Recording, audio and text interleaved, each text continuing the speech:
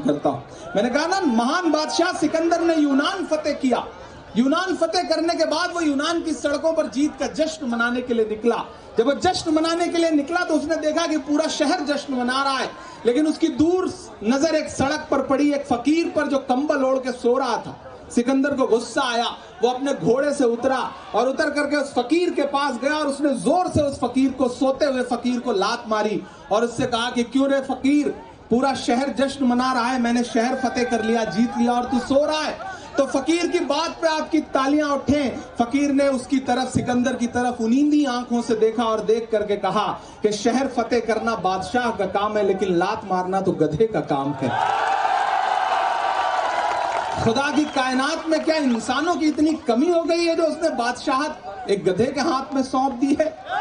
लात पड़ रही है, जनता को रोज लात मारी जा रही है, जनता को रोज लात मारी जा रही है। तब इमरान यहां खड़ा होकर 4 मिसरे पढ़ता है। मैंने कहा ना, मैं इलाहाबाद से आया हूं, मैं जिस माहौल में पला बढ़ा हूं, मैं ऐसे शहर में पला बढ़ा हूं जहां गंगा जी और जमुना जी नाम की 2 नदियां जब मिलती हैं तो अदृश्य सरस्वती उपजती हैं, संगम होता है वहां पर। यहाँ तमाम हिंदू धर्म के हमारे मानने वाले भाई बैठे हैं जो ये मानते हैं कि वहां स्नान कर लेने से मोक्ष की प्राप्ति होती है। मैं उस शहर से आया हूं, लेकिन आज लक्ष्मणगढ़ में खड़ा होकर के, सीकर के इस लक्ष्मणगढ़ के इस कार्यक्रम में खड़ा होकर कह रहा हूं कि इलाहाबाद में नदियों का संगम होता है, लेकिन अगर धर्मों का संगम देखना हो, तहजीबों का संगम देखना हो, परंपराओं का संगम देखना हो, तो आज की रात लक्ष्मणगढ़ आ जाइए। इससे बड़ा संगम कहीं नहीं हो सकता। आपकी मिट्टी को सलाम करता हूं।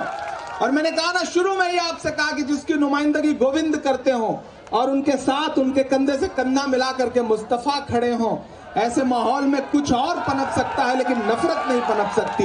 तब इमरान 4 मिसरे पढ़ता है कि चाक है जिगर फिर भी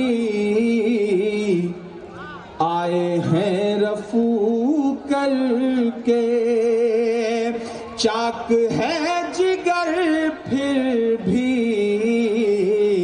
आए हैं रफू करके, जाएंगे हकीकत से तुमको रूबरू करके, प्यार की बड़ी इससे और मिसाल क्या होगी, हम नमाज पढ़ते हैं गंगा में वजू करके, हम नमाज पढ़ते हैं गंगा में वजू करके। बहुत धन्यवाद, आप बहुत अच्छा सुन रहे हैं, बहुत अच्छे मूड में हैं। मैं एक नज्म सुनाता हूं। मैंने आपसे फिर कहा कि मैं कोई नाम नहीं लूंगा, लेकिन आप समझदार लोग हैं, आप समझते जाएंगे। मैं राजनीतिक टिप्पणियां करने के लिए जाना जाता हूं। अपनी नज्मों के जरिए मैं कोशिश करता हूं कि राजनीति पर कटाक्ष किया जाए और जिन चीजों से जनता को परेशानी हो रही है उन चीजों पे बात की जाए। तब मैं एक नज्म पढ़ता हूं, आप सुनने के मूड में हैं? कहां सोया है चौकीदार। आपका जोश मुझे नजर आना चाहिए। इधर लेफ्ट में जो लोग बैठे हैं ये बिल्कुल ऐसे चुप हो गए हैं जैसे आजकल लेफ्टिस्ट चुप रहते हैं, वामपंथी चुप रहते हैं।